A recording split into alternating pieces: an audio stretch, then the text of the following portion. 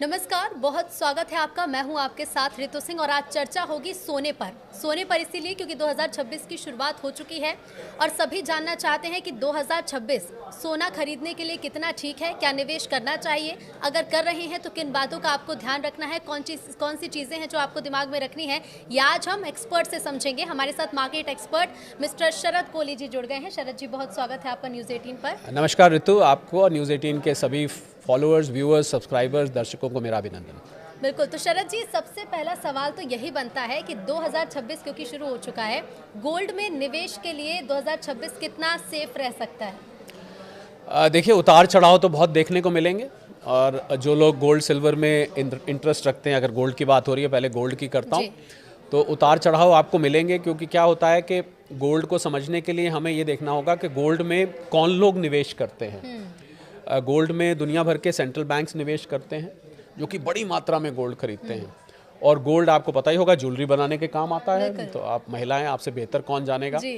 और एक बड़ी मात्रा ऋतु गोल्ड में डेरिवेटिव होता है। डेरिवेटिव का मतलब इसको बोलते हैं सट्टेबाजी होती है। सट्टेबाजी का अर्थ है, मैं दर्शकों के लिए आसान करके बता देता हूँ कि एक कमोडिटी एक्सचेंज होता है, उसको हम MCX भारत में बोलते हैं, मल्टी कमोडिटी एक्सचेंज। अमेरिका में इसको कॉमेक्स बोलते हैं, कमोडिटी एक्सचेंज। तो इसमें जब आप सोना खरीदते और बेचते हैं तो ऐसे नहीं खरीदा जाता कि आपने मेरे से खरीदा तो मैंने आपको 10 ग्राम सोना दे दिया, मैंने आपको बेचा तो 10 ग्राम आपसे ले लिया, वगैरह वगैरह। ऐसे नहीं चलता है। इसमें सिर्फ पेपर कॉन्ट्रैक्ट खरीदे बेचे जाते हैं। अब जैसे उदाहरण के तौर पर 5 फरवरी को, फरवरी के महीने का कॉन्ट्रैक्ट एक्सपायर हो रहा है। तो मैं क्या करूंगा कि मैं कहूंगा कि मुझे 1 किलो सोना मैंने खरीदा और 1 किलो सोना अब आज के रेट पे जाए तो करीब 1,40,00,000 रुपए का है। तो मैं क्या करूंगा कि सिर्फ 20% दे के और 1 किलो सोने का कॉन्ट्रैक्ट ले लूंगा। और जैसे ही वो 5 फरवरी आएगी, अगर वो 1,40 से ऊपर चला गया तो मुझे मेरा मार्जिन प्रॉफिट मिला के वापस मिल जाएगा, और अगर नीचे चला गया तो मेरे मार्जिन में से उतना काट लेंगे और मुझे बाकी वापस दे देंगे। तो ये मैंने इसलिए बताया कि ये जो उतार चढ़ाव इतना होता है, इसका एक कारण ये है कि ये बहुत बड़ी मात्रा में सोना जो है वो पेपर ट्रेडिंग के जरिए, पहले पेपर बोलते थे, आजकल तो वो डीमैट होता है जी, उसके ज़रिए वो कॉन्ट्रैक्ट किया जाता है। तो इसको ये देखना पड़ेगा कि 2026 में आपको, क्योंकि होता क्या है कि ऋतु, जैसे आप और हम चर्चा कर रहे हैं, जितनी ज़्यादा इसकी चर्चा होती है और सोशल मीडिया पे जितना आपको सोने और चांदी की वो ब्रिक्स थंबनेल्स में दिखाई देती हैं, तो उतना ज़्यादा इसमें लोगों का इंटरेस्ट बढ़ता है जी। और सेंट्रल बैंक्स तो मैंने आपको बताया पहले ही खरीद रहे हैं। तो आपके सवाल का मैं अब सीधा सीधा जवाब दूं तो मुझे सोने का लॉन्ग टर्म ट्रेंड ऊपर को दिखाई देता है।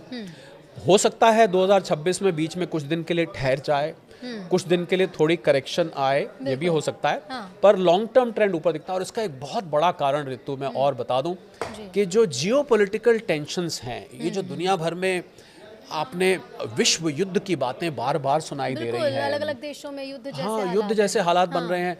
अभी ट्रम्प साहब ने वेनेजुएला के लीडर को उठा लाया वहां से, और ईरान में चल ही रहा है। बिल्कुल, रूस यूक्रेन तो और घमासान हो चुका है। इनफैक्ट मैं क्योंकि जो लोग, और तो एक मजेदार बात मैं पहले बताऊं, जो लोग सोने और चांदी में इंटरेस्ट रखते हैं उनको अंतर्राष्ट्रीय खबरों पर बहुत पैनी नजर बना के रखनी चाहिए। और मैं ये भी जोड़ दूं आपके चैनल पे कि भारत की जो इकोनॉमी के पैरामीटर्स होते हैं, पैमाने होते हैं, वो सोने और चांदी को ना के बराबर प्रभावित करते हैं।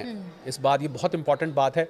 यानी कि भारत ने कोई आर्थिक नीति बनाई, बजट आया, अक्षय तृतीया आया, धनतेरस आया, शादी का सीजन आ गया, इससे सोने चांदी की कीमत में बहुत ही मामूली फर्क पड़ता है। हाँ, रुपया कमजोर हो तो थोड़ा यहाँ पर महंगा होता है। तो आप इन अंतर्राष्ट्रीय खबरों पर नज़र बना के रखिए। अगर वाकई में, मैं सबको आज ये हिदायत देना चाहूँगा, अगर आप सोने के शौकीन हैं और सोने में निवेश के शौकीन हैं, तो आपको अंतर्राष्ट्रीय खबरें आज से ही ट्रैक करनी शुरू कर देनी चाहिए। मैंने इसलिए जिक्र किया कि शायद कम लोग जानते हैं इस बात को कि रशिया के पास एक मिसाइल है, उसका नाम है ऑर्शनिक। और रशिया का एक पड़ोसी देश है, उसका नाम है बेलारूस जी। उसका बहुत घनिष्ठ मित्र है जी। उसने अपनी ऑर्शनिक मिसाइल को बेलारूस में, क्योंकि बेलारूस यूरोप के और नज़दीक है, वहाँ पर तैनात कर दिया है। और यूरोप के जो बड़े देश हैं, जिसमें फ्रांस में पेरिस उसका कैपिटल है, यूके का कैपिटल लंदन है, जर्मनी का कैपिटल बर्लिन है, पोलैंड का कैपिटल वॉर्सो है, मैं 4 नाम ले रहा हूँ, और भी देश हैं। उसने इसको निशाना साध दिया है उन देशों की तरफ और ये मिसाइल न्यूक्लियर हेड कैरी करती है। आप समझ सकते हैं कि कितनी खतरनाक परिस्थिति है। हम लोग ना यहाँ पर क्या है ऋतु, हम लोग अपने देश की खबरों में इतने खो जाते हैं। मामलों में ध्यान ही नहीं दे रहे। लालू प्रसाद जी क्या कर रहे हैं, तेजस्वी क्या कर रहे हैं, अखिलेश जी क्या कर रहे हैं, हमारे नीतीश बाबू क्या कर रहे हैं, हमारे छत्तीसगढ़ में क्या हो रहा है, एमपी में क्या हो रहा है, राजस्थान में, कि हम अंतर्राष्ट्रीय खबरों को भूल ही जाते हैं, जबकि दुनिया तो बहुत बड़ी है। तो मुझे लग रहा है सोने चांदी के निवेशकों को और ट्रेडर्स को अगर वो अंतर्राष्ट्रीय खबरें नहीं खंगाल रहे तो वो हमेशा ही असमंजस में बने रहेंगे, उनको कुछ नहीं पता लग पाएगा कि क्या खबरों को देखकर वो कैसे समझे। जैसे आप तो मार्केट एक्सपर्ट है तो बता देंगे कि चलिए 2026 कितना सेफ है या फिर सोने में निवेश कितना सेफ है। लोगों ने देखना शुरू भी किया है तो वो उससे कैसे आकलन कैसे करें कि निवेश ठीक है या नहीं? बहुत आसान है ऋतु, बहुत आसान है। जब जब आपको लगे कि ये जियोपॉलिटिकल टेंशन बढ़ रही है, जब आपको लगे एक मिसाइल चली, एक रॉकेट चला, ईरान के लीडर ने ये स्टेटमेंट दिया, पुतिन साहब ने कहा मैं छोड़ूंगा नहीं, ट्रंप साहब ने कहा कि अब तो मैं लेकर रहूंगा ग्रीनलैंड को, तो जब जब आपको इस प्रकार की स्टेटमेंट सुनाई दें, समझ लीजिए सोना खुश हो रहा है। खुश हो रहे का मतलब है कि समझ लीजिए कि सोना ऊपर जा रहा है। तो कुल मिला के अगर दूसरी भाषा में कहे तो जब जब जियोपॉलिटिकल टेंशन बढ़ेगी, सोना और चांदी आपको ऊपर जाते हुए दिखाई देंगे। तो एक तो दर्शक इस बात का ट्रैक रख सकते हैं, एक और वो ट्रैक रख सकते हैं, डॉलर को भारतीय रुपए के खिलाफ नहीं, पर बाकी 4 करेंसीज का मैं नाम ले रहा हूँ, Swiss franc, euro, Japanese yen और ब्रिटिश पाउंड। इन 4 करेंसीज के खिलाफ अगर आपको डॉलर कमजोर होता दिखाई दे, समझ लीजिए सोना रॉकेट होने के लिए तैयार है। तो ये दर्शकों को नोट कर लेना चाहिए कि भारतीय करेंसी के अलावा जो 4 आपने नाम बताया, अगर इनके खिलाफ डॉलर जा रहा है तो कमजोर हो रहा है। और पिछले 1 साल में ऋतु मैं बताऊंगा, पिछले 1 साल में 50 साल में सबसे ज्यादा गिरावट इन 4 करेंसीज के खिलाफ आई है। रुपए के मुकाबले तो 90 से ऊपर चल रहा है। मुझे लगता है कि कोई दर्शक ध्यान भी नहीं देते होंगे कि दुनिया में क्या चल रहा है, और हम सोने में अगर निवेश करें तो हमें किन चीजों पर ध्यान देना है। बहुत काम की चीज यही बताना। और एक खबर और पर नजर रखें, अगर कहीं से रख सका, मुझे लगता है न्यूज़ 18 से बढ़िया कोई प्लेटफॉर्म नहीं है जो आपको ये बताएगा। आप ये ध्यान रखिए कि सेंट्रल बैंक्स दुनिया के, सेंट्रल बैंक कहते हैं जैसे भारत में रिजर्व बैंक है, अमेरिका में फेडरल रिजर्व है, इंग्लैंड में बैंक ऑफ इंग्लैंड है, अगर ये सेंट्रल बैंक्स कभी भी अपने सोने के भंडार बेचने शुरू करते हैं तो आपको एक निवेशक के तौर पे उसमें से पतली गली में से बाहर निकल जाना चाहिए। आपको बेच के एक तरफ हो जाना चाहिए, क्योंकि ये बहुत बड़ी मात्रा में बेचेंगे और एकदम प्राइस करेक्शन आ सकता है। तो मैंने देखिए आपको 3-4 ऐसे पैमाने बता दिए हैं। अगर आप न्यूज़ खंगाल के या न्यूज़ 18 के जरिए अगर आप ये निकाल लें तो आप हमारा सिर्फ पॉडकास्ट देख लीजिए, आप समझ जाएंगे कि गोल्ड में निवेश कितना सेफ है। अच्छा, भारतीय बाजार की अगर हम बात करें, क्योंकि खरमास खत्म होने वाला है, शादी का सीजन शुरू होगा। हालांकि जिनकी शादी होने वाली उन्होंने तो गोल्ड खरीद लिया होगा, लेकिन उसके बाद हम देखते हैं कि शादी का सीजन शुरू हो जाता है तो गहने खरीदने वाले लोगों की संख्या बढ़ जाती है। सब अपनी बच्ची को गहने देना चाहते हैं, गोल्ड में निवेश भी करते हैं। और आजकल तो लोग, महिलाएं खासतौर पर जो हमें देख रही होंगी, वो तो ये समझ रही होंगी कि महिलाओं के लिए निवेश मतलब है गहने खरीद लो, जिनको पहन भी लो, और उसके बाद जब रेट बढ़ेंगे तो उसके भी बढ़ जाएंगे। इसका बाजार पर कितना असर पड़ता है? जब शादी का सीजन आ जाता है तो बाजार में तेजी आएगी क्योंकि रेट भी बढ़ रहे हैं, या फिर रेट बढ़ रहे हैं तो इस बार बाजार थोड़ा सा कमजोर नजर आएगा, भारतीय बाजार? कुछ 100 रुपए का फर्क पड़ता है भारत में शादी के सीजन से। और शादी वालों को तो मैं सलाह दूंगा, अब तो बड़े बड़े ज्वेलरी ब्रांड जो हैं उन्होंने ऋतु लो कैरेटेज ज्वेलरी निकाल दी है। आप 22 कैरेट का मत लीजिए, आप 18 का ले लीजिए, 9 का ले लीजिए, आप 14 कैरेट का ले लीजिए, आप उससे ले सकते हैं। ज्वेलरी में निवेश नहीं करना चाहिए, क्योंकि ज्वेलरी को आप निवेश करेंगे तो आपका मेकिंग चार्जेस कट जाएगा और आपकी उसमें इम्प्योरिटी, जिसको गांव की भाषा में खोट कहते हैं, वो खोट निकाल दी जाती है, तो उससे आपका रिटर्न उसमें कम हो जाता है। तो अगर आपको गोल्ड लेना है निवेश के लिए तो आप बिस्किट्स ले सकते हैं, कॉइन्स ले सकते हैं, और सबसे अच्छा तरीका तो ऋतु ETF है। तो जहाँ तक आपने शादी की बात करी, मुझे लग रहा है आप शादी जो लोग कर रहे हैं उनको समझ में आ गया है कि भैया अगर किसी ने अपनी बेटी को मान लीजिए 5 तोले देना था, 50 ग्राम देना था, अब वो बेचारे 10 ग्राम ही मुश्किल से खरीद पा रहे हैं या 20 ग्राम खरीद पा रहे हैं। तो कोई बात नहीं, मुझे लग रहा है, देखिए तो आप ये बात मानेंगे, आप महिलाएं, आप इस बात से कुछ को समझ सकती हैं। आप जब शादी में पहन के जाते हैं और रील बनानी होती है, फोटो खिंचवानी होती है, थोड़ी ना कोई पूछता है ये मैडम जरा बताइए कितने कैरेट का आपने पहना हुआ, ऐसे कौन पूछता है। आपने उस टाइम सजा और आपने उसको फोटो वोटो खिंचवाई, रील खिंचवाई, तो आप गहने को लो कैरेटेज का हालांकि लगे। देखिए गहने का मुझे भी बड़ा शौक है, लेकिन अब मुझे लग रहा है इस पॉडकास्ट के बाद कि गहने से अच्छा है कि गोल्ड बार मैं खरीदूं। अच्छा, डिजिटल गोल्ड, फिजिकल गोल्ड कितना अलग होता है, मतलब इसमें कैसे लोग डिफरेंस समझे कि निवेश कहाँ पर करना ठीक है? मुझे लग रहा है सबसे अच्छा निवेश का जो इस समय सोने में एरिया है वो ETF है, एक्सचेंज ट्रेडेड फंड। ये एक म्यूचुअल फंड की तरह होता है, ठीक है। और इसमें एसेट मैनेजमेंट कंपनी आपके लिए सब लोगों का कंट्रीब्यूशन लेके आपके लिए गोल्ड खरीदती है। और सबसे अच्छी बात इसमें यह है कि जितना आप निवेश कर रहे हैं ऋतु इसमें, उतने का भंडार इनको अपने वेयर हाउस में रखना पड़ता है। तो हवा हवाई नहीं खरीदा है वो कहीं है हवा हवाई नहीं है। और इसमें आप छोटी मात्रा में भी ले सकते हैं। और अच्छी बात यह है कि ये शेयर मार्केट में ट्रेड होता है, तो आप कभी भी इसमें से निकल सकते हैं। और अब तो T+0 है। T+0 का मतलब होता है, T+1 का मतलब होता है कि आपने आज बेचा, कल पैसे आपके बैंक अकाउंट में आ जाएंगे। तो बहुत ही अच्छा ये तरीका है, सेफ भी है। और जो लोग लॉकर वगैरह में रखते हैं उनको, मैं पहले भी न्यूज़ 18 पे मैंने ये बात बोली है कि लॉकर में जो इंश्योरेंस होता है वो आपके लॉकर के रेंट से मात्र 100 गुना होता है। तो अगर आपका 2000 रुपए का रेंट है तो 2 लाख रुपए का इंश्योरेंस है। उससे ज्यादा का अगर भगवान न करे कभी नुकसान हो जाता है तो आपको वो पैसा नहीं मिलेगा। तो ETF और डिजिटल गोल्ड की आपने बात करी, डिजिटल गोल्ड मान्य नहीं है। अगर कोई प्लेटफॉर्म कर रहा है तो अपने रिस्क पे कर रहा है। सेबी ने इस पर वार्निंग दी है कि हमारा कोई कंट्रोल नहीं है, कल को किसी के पैसे डूब गए, हमारा दरवाजा मत खटखटाना कि भैया मैंने तो डिजिटल गोल्ड में किया था। ETF is the safest way. अगर आपके पास रखने की इंतजाम है, सेफ जगह है, तो आप कॉइन्स या बार्स भी ले सकते हैं। अच्छा, जो निवेश करते हैं, जो नए लोग हैं, पहले से कुछ लोगों को शायद ये आइडिया होगा भी, लेकिन निवेश कितने सालों तक के लिए करना चाहिए? क्योंकि मैं अगर 2020 की बात करूं, सोने के जो दाम थे 40,000 के आसपास थे प्रति 10 ग्राम।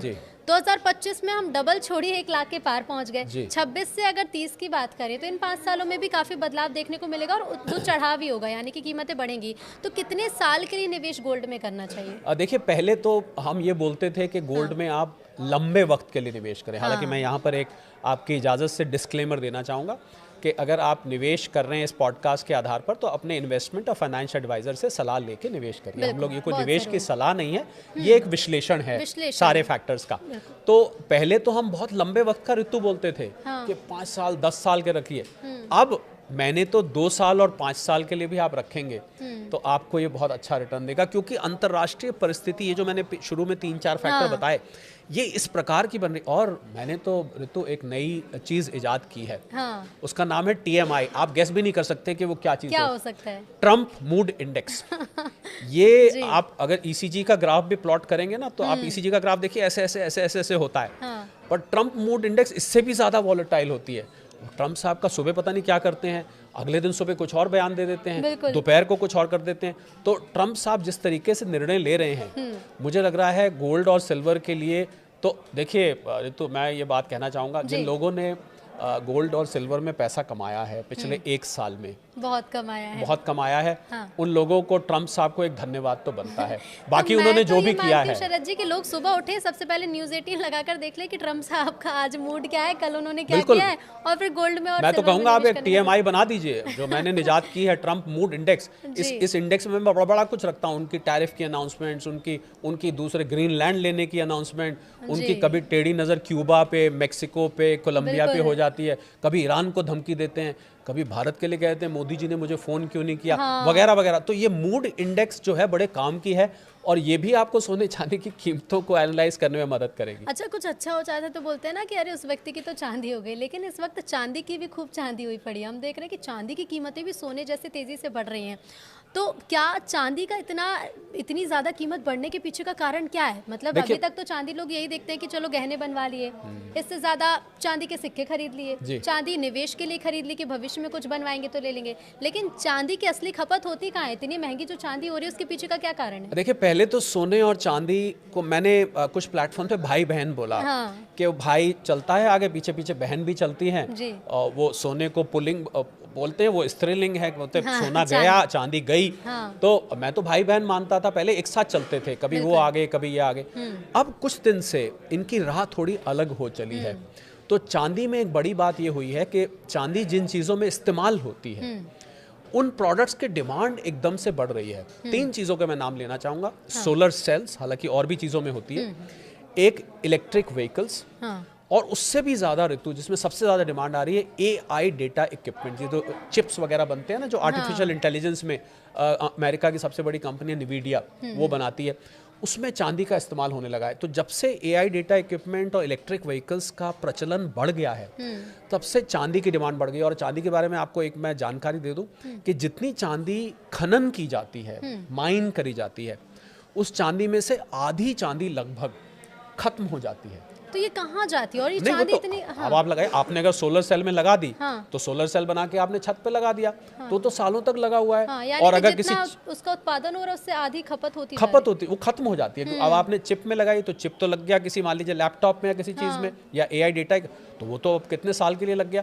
वो चांदी समाप्त हो जाती है। तो बची हुई जो 50% चांदी है उसी में निवेश होता है। और चांदी के बारे में मैं ऋतु एक बात और, जो मैंने शुरू में स्पेकुलेटिव और डेरिवेटिव की बात की थी, 1 किलो चांदी के पीछे, ध्यान दीजिएगा इस बात पे, बहुत बड़ी बात है ये, 1 किलो चांदी के पीछे 356 गुना उसमें सट्टेबाजी होती है। यानी कि चांदी असल में 1 किलो है तो उसके जो स्पेकुलेटिव कॉन्ट्रैक्ट्स है वो 356 गुना होते हैं। इसीलिए चांदी में आपको इतना ज़्यादा उतार चढ़ाव दिखता है। तो चांदी में सोने से ये फ़र्क है कि वो एक तो कंजम्पशन के लिए यूज़ होती है, और उसके हाल में ऋतु क्या हुआ है, शॉर्टेज महसूस हो रही है। ये जो कंपनियां हैं, AI डेटा इक्विपमेंट की कंपनी है, इलेक्ट्रिक व्हीकल्स की कंपनी है, ट्रम्प साहब भी इसको लेके बहुत परेशान हैं। अच्छा। उन्होंने वेनेजुएला में सोने चांदी के रिजर्व्स भी हैं तेल के अलावा। तेल के पीछे उन्होंने वहाँ के मडूरो साहब को, आपको पता ही है सारा किस्सा, वो सोने चांदी के रिजर्व्स पर भी उनकी नज़र है। और चाइना ने क्या किया है कि चांदी को जो 17 रेयर अर्थ मिनरल्स होते हैं इसको 18वां बना दिया है। हाँ। और ऐसा पता लगा है कि चांदी को चाइना दबा के बैठ गया है। उसको पता है कि ये ऐसी चीज़ है जो कल को नहीं मिली तो इनकी टेस्ला, इनकी NVIDIA, हाँ, इनकी ये कंपनियों को दिक्कत हो जाएगी। तो ये चांदी का खेल जो है वो थोड़ा सा अब सोने से अलग हो चला है। परंतु मैं ये बात कहना चाहूँगा, भले ही चांदी ने पिछले साल सोने से डबल से भी ज़्यादा रिटर्न दिया है, फिर भी मैं मानता हूँ कि सोना ज़्यादा सॉलिड है, सोना ज़्यादा ठोस है, और सोना ज़्यादा रोबस्ट है, और सोना आपको इतना ज़्यादा वॉलेटाइल नहीं दिखेगा। चांदी जो है बिल्कुल बहुत उतार चढ़ाव भरी दिखती है क्योंकि उसमें सट्टेबाजी पहले से ज़्यादा होने लगी। तो चांदी में कितना सेफ है? सोना ज़्यादा आप बता रहे हैं बेहतर है फिर निवेश के लिए, चांदी में निवेश करना कितना सेफ है? और क्या ध्यान में चीज़ें रखनी चाहिए कि अगर चांदी खरीद रहे हैं या फिर निवेश के पर्पज से खरीद रहे हैं तो कौन सी चीज़ों को ध्यान में रखना? देखिए, पहली बात तो चांदी में भी ETF ही माध्यम बेस्ट है, क्योंकि अच्छा। चांदी का तो अगर आप फिजिकल फॉर्म रखेंगे तो आप 10 किलो अगर चांदी लेंगे तो आपको एक कमरे से दूसरे कमरे में उठा के रखना ही मुश्किल हो जाएगा, तो इतनी भारी हो जाएगी।